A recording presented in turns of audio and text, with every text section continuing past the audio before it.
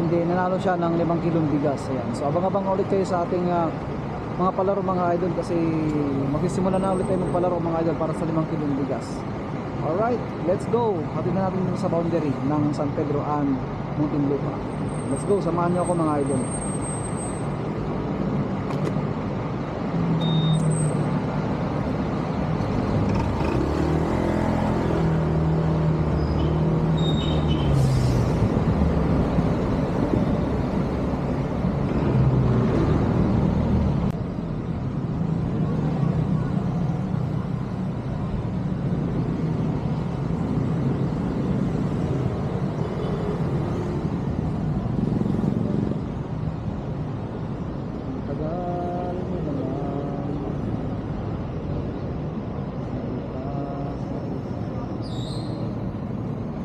Ito na mga idol.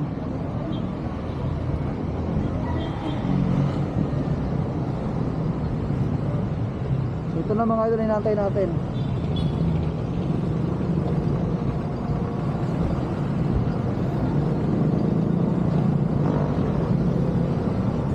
Bossing? Sir.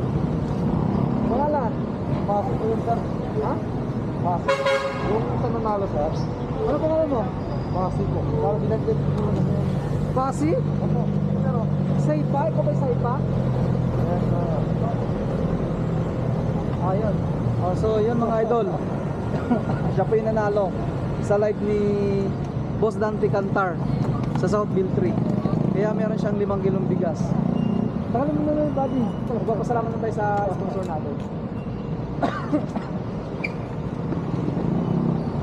Dito mo sabihin sa 360 pasalamatan natin si sponsor, si Ma'am Helen Guanzon na nasa abroad. Ma'am Helen? Oo. Ma'am Helen Guanzon, pasalamatan. Hello po, salamat po kayo Ma'am Helen Guanzon po thank you po sa sponsor natin. Kay Boss Dante din, pasalamat sa Boss Dante. Dante, thank you po. Pero ang ganda niyan mga idol, follower ko siya. Sinare ko yung live, nakita mo. Opo, nakita. Tapos nanood ka. Opo. Ayun, nakita mo agad yung comments mo. Ayun, mga side. Dahil dyan, meron ng 5 kilo bigas. Actually, 10 to eh.